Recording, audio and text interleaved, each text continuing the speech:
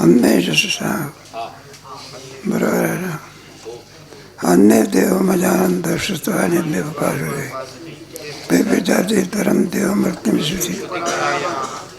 म्हणजे साधनाचा विचार केलेला आहे. अशा प्रकारे जे प्रकृती पुरुषाचा विवेक जाणतात,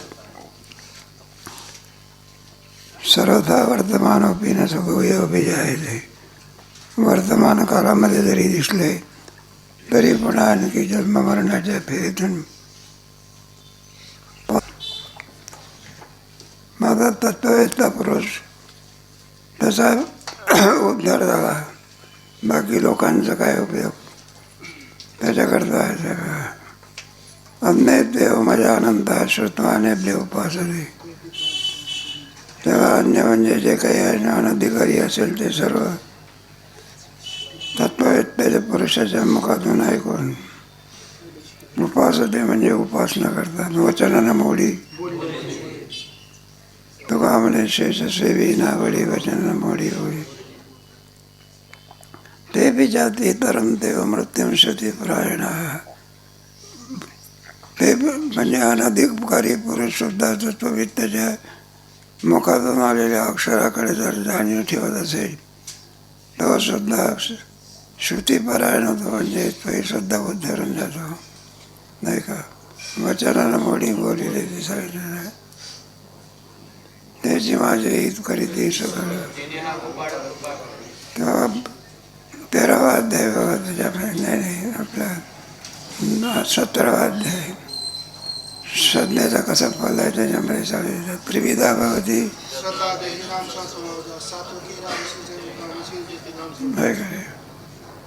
म्हणजे वडील जे जे करते त्याचे त्याच्यावरची टीका बघा. म्हणजे येणे प्रकारे निस्तरती व सावचारे आणि भय कावरी आगवेची.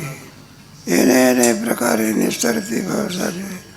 या प्रकाराने संसारूपी भीती जी असते ती भीती तो पार पडतात. भय कावरे आगवेची. संसार म्हटल्यानंतर त्याच्यामध्ये त्रिविध ताप जीवाला असतात. होते अध्यात्मिक आधी दैविक. तेव्हा तापत्रय तापली गुरुते आहे ना. त्याच्याविषयीचं संसाराचं स्वरूप ज्याला कळालेलं आहे तर त्या संसार सिंधू दुस्तरंग.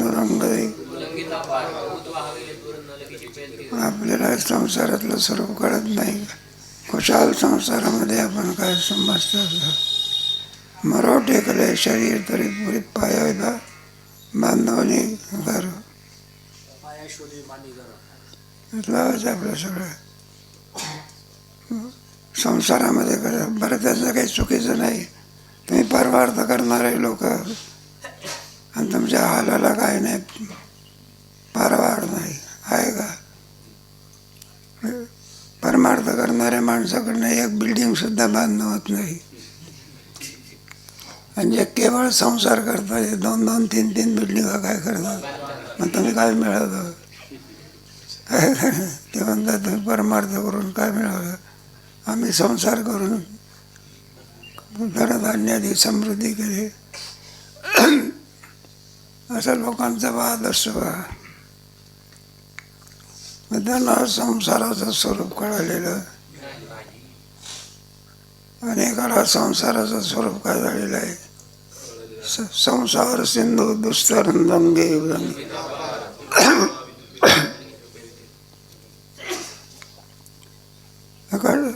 नाही कशा करणं चाललेलं होतं आपलं. मग संसाराची भीती आहे नाही का. म्हणून तर पहिला शब्द आहे दैवी संपत्तीमध्ये अभयम द्वितीयात भयी भवम भवती. असं जीवाच्या पाठीमागे लागलेली भीती असते. निर्भयता असं म्हणत असतं. जन्म आलो त्याची आजी फळ झाले तुम्ही. आणि पुढे काय भय निरसली खाली.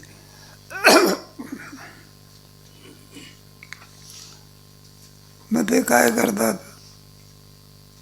तरी ते करते नाही का. भय कावरे आगवेचे. भयातून पलीकडे जातात. ऐसे करते ऐसे विमान दौडवणी दशे अनेकाच्या विश्वासे टेकती बोला. मग एकाच्या विश्वासे म्हणजे संतांच्या वचनावर ते विश्वास ठेवत असतात आणि आपलं सर्वस्व विसरून जात असतात. नाहीतर मग काय म्हटलं आमच्या गुरुलाच काय येते असं म्हणणारे वर्ग असतो. नाही तरी मी का भस्मासूर जे किंबहुना कल्पने 3ऱ्या अध्यायामध्ये अर्जुन आणखी काय करतो म्हणलं काही कळतंय का देवा तुला?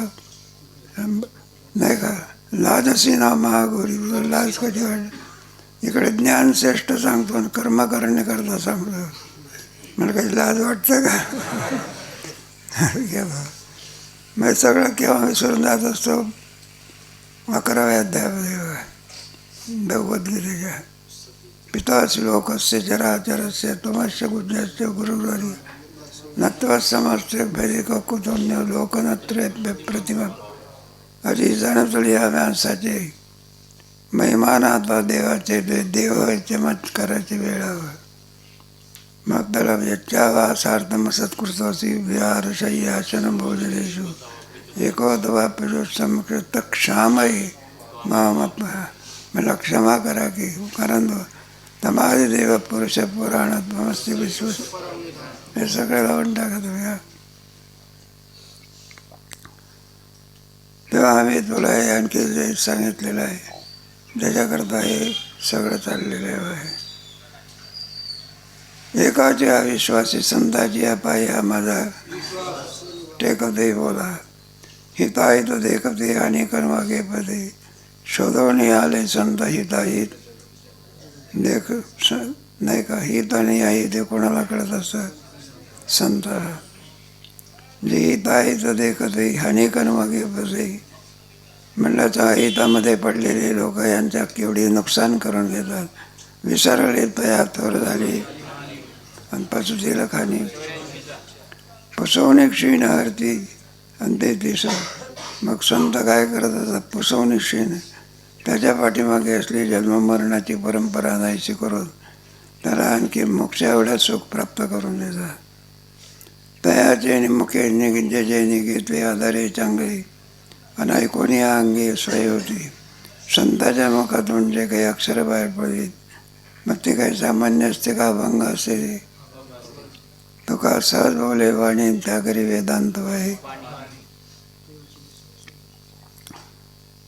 आणि त्या केवळ त्याच्यावर नाही, पहिलं परोक्ष ज्ञान. परोक्षाचं रूपांतर कशामध्ये? मग अपरोक्षामध्ये ज्ञान होतं. ऐकून या अंगे म्हणे होते तेवढ्यावरच थांबत नाही. मग श्रवण मनन निधिध्यासन तत्त्वम पदार्थ.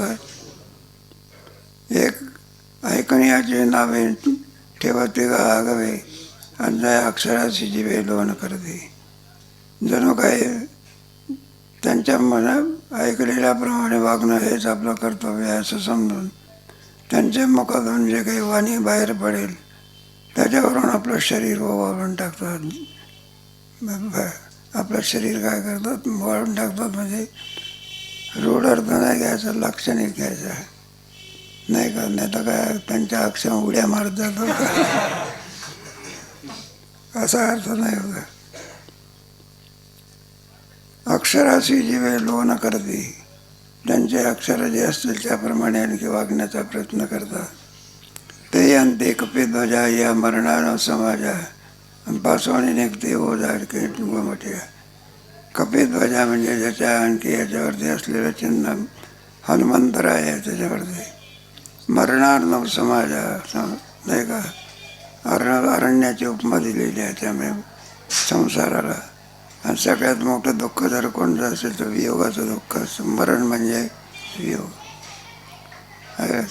जीव थोडाच मरत असतो, काय शरीर पडत असते, फक्त जीव मुक्त जरी झाला तरी हे बा नाश पावण्याचा धर्म कोणाचा आहे? आणि अविनाश धर्म आत्म्याचा. मुक्त झाला म्हणून काय त्याचं त्याचे सुद्धा शरीर काय होत असते? प्रारब्ध संपलं की मुक्ताचे शरीर. शरीराने कोणी अमर होऊ शकत? मग कशाने होतो? बोधाने. तो बोध कोणाचा? आत्मा. मग तो बोध कोणता? या बोधावरती असते शरीर पडते मी जसा आहे. भाराचं घर सोडलं म्हणजे भाड्या करून मरत असतो का भात असं जात असतो का तसं आपलं इथं लावायचं बा सगळे. म्हणून अंगे म्हणे होते ऐकणे याची नावे ठेवी का गवे अक्षराची जीवे लोण ते अंते कपेत बजा मरणार नव समाजा मरणरूपी अरण्यातून बाहेर चांगल्या प्रकारे पडतात. पासवणीने कधी ओझा गोमटे ह्या नाही काय सगळे लावायचे आपले जेवढे उपनिषदामध्ये याच्या पुराणामध्ये बऱ्याचशा कथा असतात. हे संकट कोणावर आलेलं होतं? परीक्षितीवर आलेलं होतं. मग हे संकट कोणी निवारण केलं? शुकाचार्य आहे नाही का. मग त्याला संसारातून काय काढलं? बर हे सांगतात. मग स्वर्गातले लोक अमृत घेऊन आलेले होते. शुकाचार्याला म्हणायला लागले म्हणले पहा तुम्ही जे सांगता ते अमृत आम्हाला देऊन टाका आणि जे आम्ही स्वर्गातून अमृत आणलेलं आहे कोणाला देऊ? म्हणजे परीक्षेची अमर होईल ते. म्हणजे परीक्षेला विचारलं म्हटलं असं असं आहे जर स्वर्गातून आणलेलं अमृत जर तुला प्राप्त झालं तर तू काय होती? 7 जरी जावला तरी तू मरणार नाही. पण म्हटलं त्याच्या मोबदल्यामध्ये ते मागतात तू जे ऐकलेलं आहे ना ते अमृत मात्र आम्हाला काय दे. आमचं अमृत तू काय कर? म्हटलं तुमचं अमृत जर प्यालो तर फक्त आयुष्य वाढेल. काय वाढेल? मरण चुकू शकत. शुकाचार्याच्या मुखातून जे अमृत मिळालं म्हणलं ते अमृत काय करेल तर म्हटलं मरणातून काय नाही पलीकडे असं आहे. म्हणून परीक्षित राजाने त्या अमृताचा काय केला? नाकारला, स्वीकार नाही केला. इथे आलेला आहे दृष्टांत म्हणून. हा आपला पासोनी गती हो जाय गोमटिया ऐसे बहुत उपाय बहुत बहुवचाय पाय येते पायी जाणावया होय एकी वस्तू. याप्रमाणे अनेक उपाय आणि सांगितलेले आहे. एकच वस्तू जाण्याकरता हे सगळे एका गावाला जायचे जसे 2-4 मार्ग असतात. 2-4 मार्गाने जरी आपण गेलो तरी गाव कोणतं असते. दिंड्या जरी असल्या तरी प्रत्येक दिंडीचं पंढरपूर काय नाही वेगळं आहे का एकच आहे.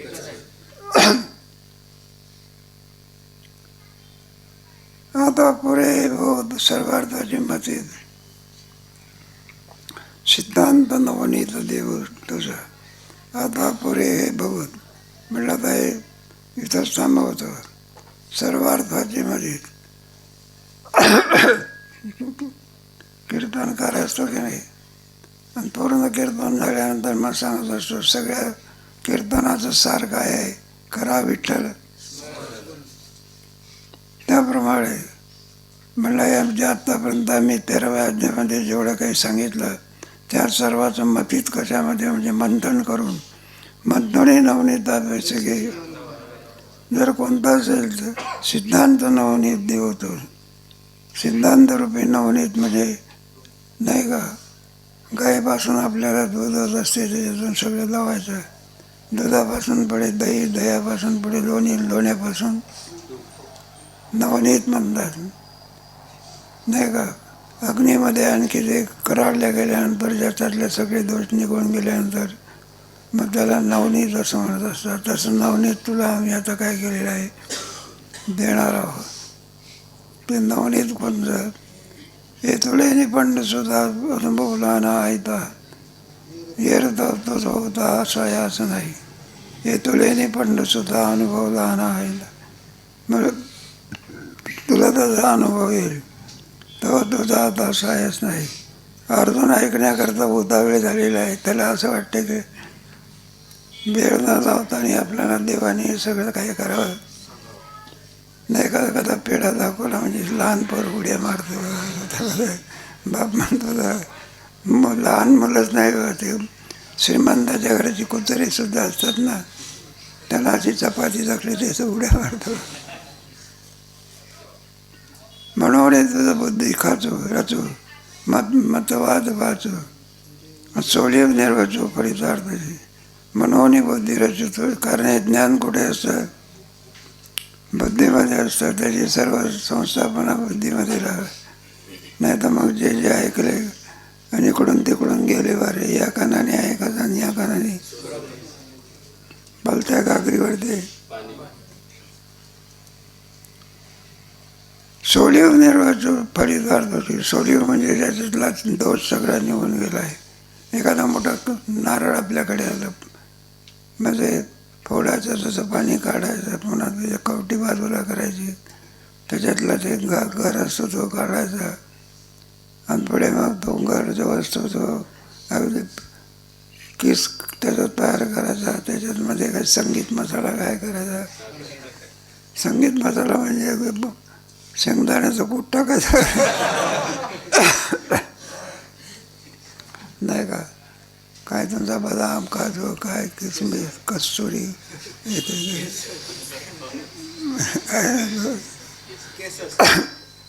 केशर फक्त एक नाव ऐकायचं केशर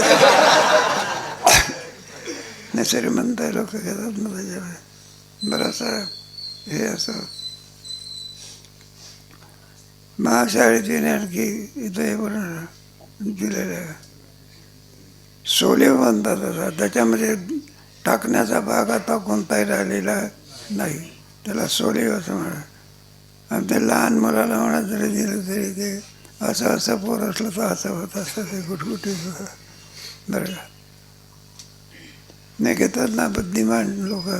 बुद्धीमध्ये बुद्धीला पोषक आहे म्हणतात. काय ते पोषक आहे ते आमचे पाटील साहेब सांगायचे. मला म्हणायचे ते मला संवाद व्हायचा मग ते सांगायचे. म्हटलं काहीतरी खातो घेतो की नाही, काही बदाम काजू वगैरे. मी म्हटलं बाबा पाहत असतो म्हटलं काय म्हटलं शेंगदाणे काय करत असतो. नाही शेंगदाणे सुद्धा हातात आले की ते तिकडे जाऊ दे दृष्टांत. तेवढा दुष्काळी स्थिती होती. कोणती आता चांगली स्थिती आहे. ते अलीकडे आता आणि गरीब लोकांना थोडं हे म्हणजे हे झालेलं आहे. पण अजूनही काही गरिबी पाहिजे तशी नष्ट झालेली नाही. अजून एक नाही का गरिबाचं पोर आलं. आम्ही एका ठिकाणी गेलो होतो का दीपावळ सणाचे दिवस. मग तिथे आम्ही असं बसलो, काही पोरं आपले बसले. ते दीपावळ सणाचे पदार्थ चालले होते खरं. चांगल्या तुपातले असल्यामुळे डालडा नाही बरं का. डालडा याचा अर्थ आहे डालडा म्हणजे हिंदीमध्ये टाकून दे आहे. त्याचा सुगंध सुटला बघा. मग साहजिकच आहे म्हटलं. आम्ही म्हटलं बाबा चांगले पदार्थ चाललेले आहे सुगंधाचा. म्हटलं बाळ आहे न तो म्हटलं कुठले आले गरीबाला आम्हाला सुगंध घ्यायला मिळतो हेच बाकी. जाऊ दे आपलं होईल की.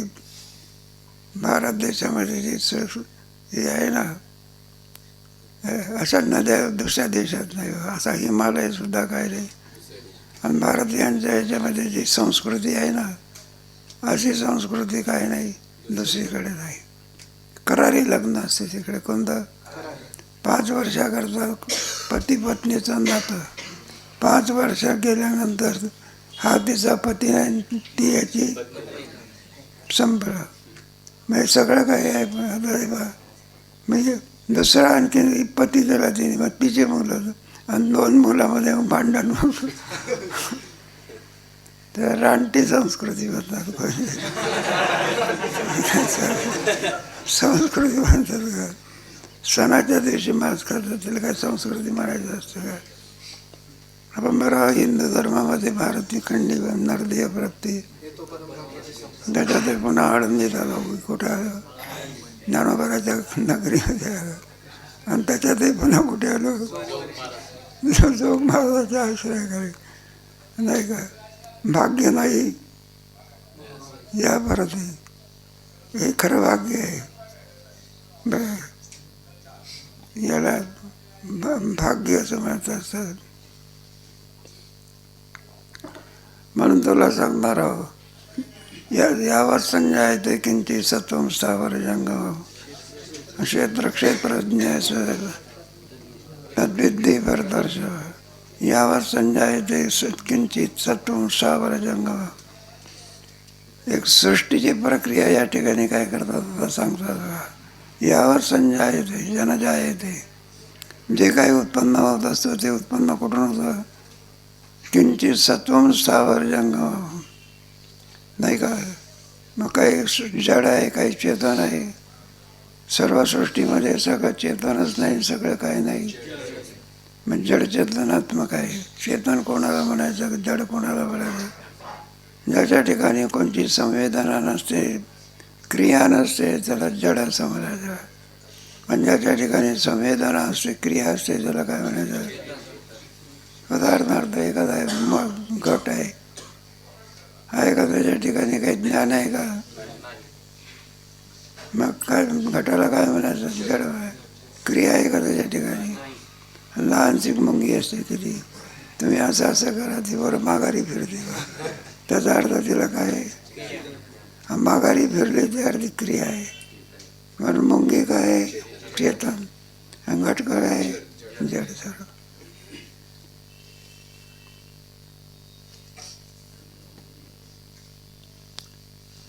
म्हणून जे काही स्थावर जंगम, जंगम म्हणजे ज्याला जीवत्व आहे त्याला जंगम म्हणायचं.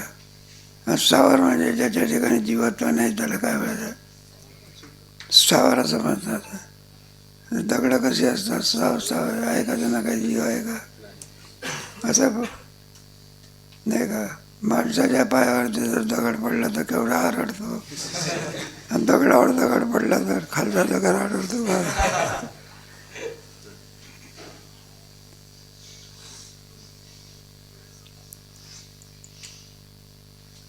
दुष्ट क्षेत्र क्षेत्रज्ञ संयोगात तद्विद्धी परदर्श, त्यालाच म्हणत असतात क्षेत्र आणि क्षेत्रज्ञ.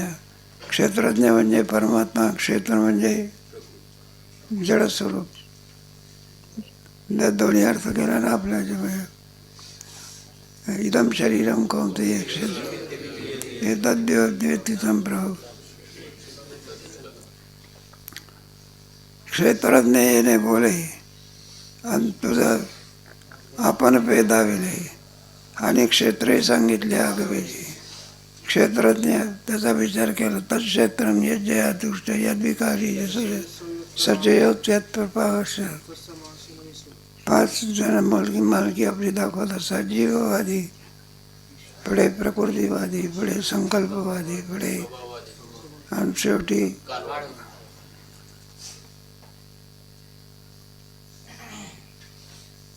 क्षेत्रही सांगितले आगवेचे. म्हणून जड चेतनाचा सुद्धा विचार केला. क्षेत्रज्ञ नाम परमात्मा, आणि क्षेत्र म्हणजे ही प्रकृती. आम्ही तुला चांगल्या प्रकारे समजावून सांगितले.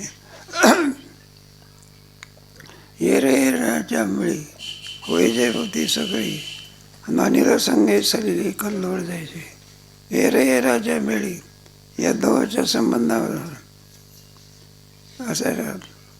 म्हणजे दोच्या संबंध केवळ परमात्मा स्वरूपाच्या ठिकाणी सृष्टीचा प्रयत्न जरी केला तरी अभाव आहे. आता विचारसागराचा 5वा तरंग आहे का, एकमेव द्वितीयम आहे का. त्याच्यापासून शक्यता आहे का. जगदरूपी अंकुर फुटू शकत नाही.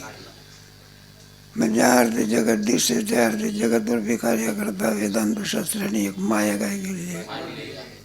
त्याला पराप्रकृती अपराप्रकृती असं म्हणत असं.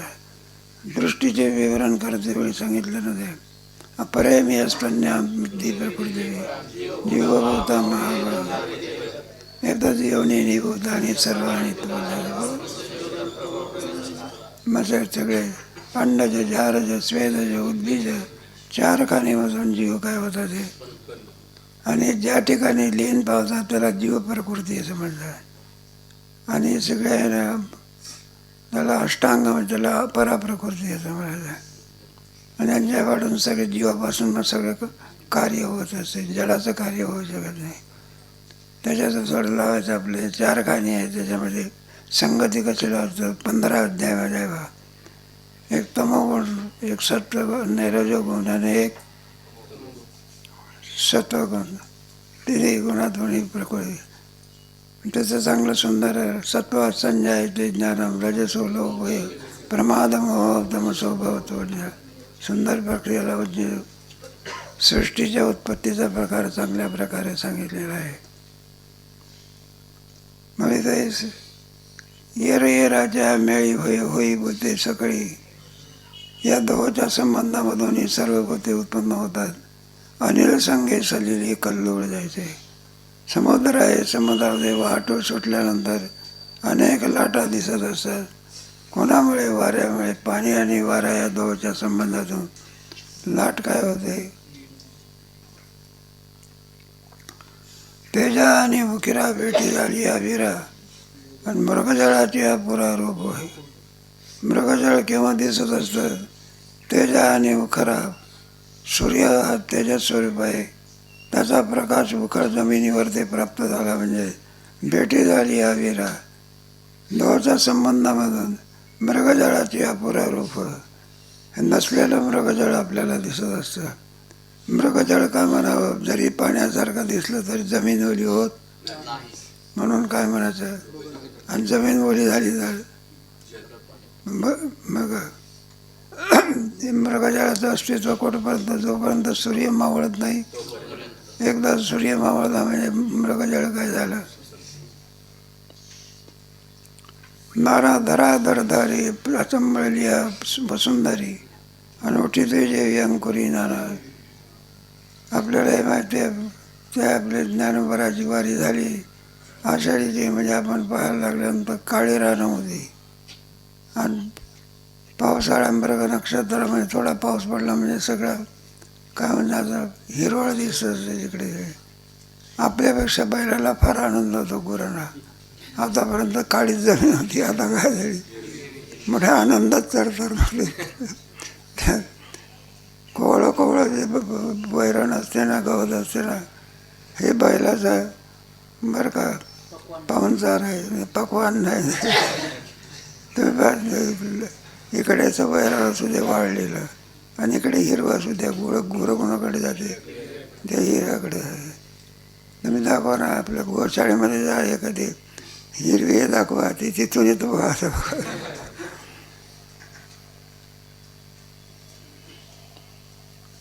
उपयोगी ऐसे जाण या लागे अर्जुना क्षेत्रज्ञ प्रधाना.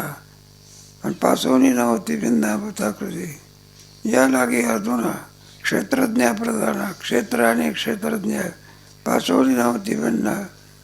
कार्य हे कारणाहून भिन्न नसतं. आहे का रे? एखाद्या गटामध्ये आणखी घट हे कार्य आहे, मृत्तिका कोण आहे? आहे का रे? जर घट फुटला तर नाही का, घट कुठे जात असतो? आपल्या कारणात काय होतं? कार्य हे कारणाचं काय आहे?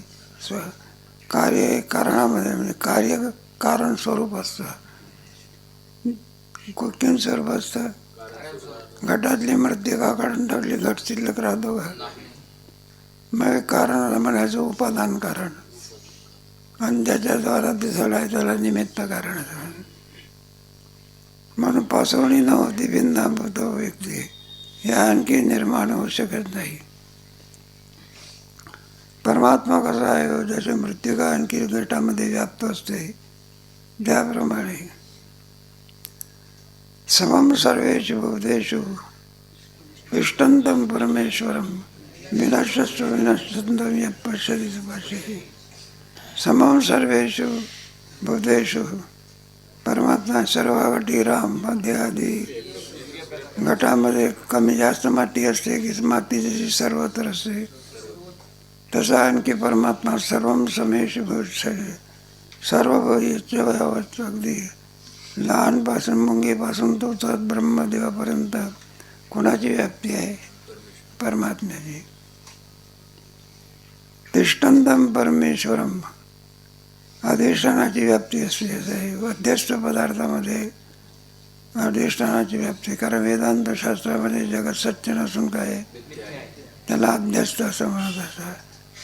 आणि अधिष्ठानाचं ज्ञान झालं म्हणजे अध्यस्त पदार्थाची काय होते, आणि अध्यस्त पदार्थामध्ये व्याप्ती कोणाची असते, अधिष्ठानाची.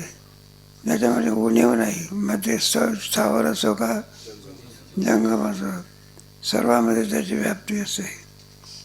तिष्ठन्तम परमेश्वरम म्हटलं का हे दोन असं आहे आपल्या ह्याच्यामध्ये. मग नाश कोणाचा होतो आणि अविनाश कोणता असते. त्याच्यामध्ये असलेली माती कशी आहे, अविनाश स्वरूपाची आहे. आणि घट मात्र कसा आहे ना, घट पुरुषत्व, माती जशी आहे. विनश्यस्व विनश्यंतम, जरी आपण त्याचा नाश करण्याकरता प्रयत्न केला तरी त्याचा नाश होऊ शकत, त्याला विनाश म्हणतात. न नाशणे हा आत्म्याचा धर्म आहे. बरं का, किती प्रयत्न केला तरी नाश पावणे हा उपाधीचा काय आहे, धर्म आहे. शरीर हे काय आहे, म्हणजे नाचणे हे धर्म आहे. आणि त्याच्यात तैसा हृदयामध्ये मी तेव्हा न नाचणे न जाय ते म्रियते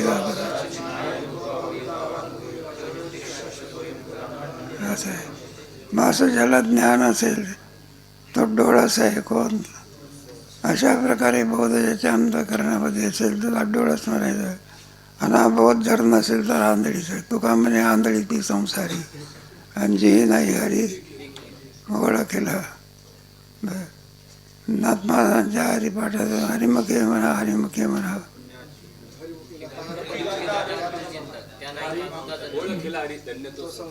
धन्य तो त्याची सर्दी झाला. आणखी त्याचं क्रमाक्रमाने काय केलेलं आहे, वर्णन केलेलं आहे. लगेच आपली पंचदशी घेऊन टाकू. 10:30 व्हायला आहे. नाही नाही पंचदशी टाकून दे. नाही आराम, ते जन्मभर आराम.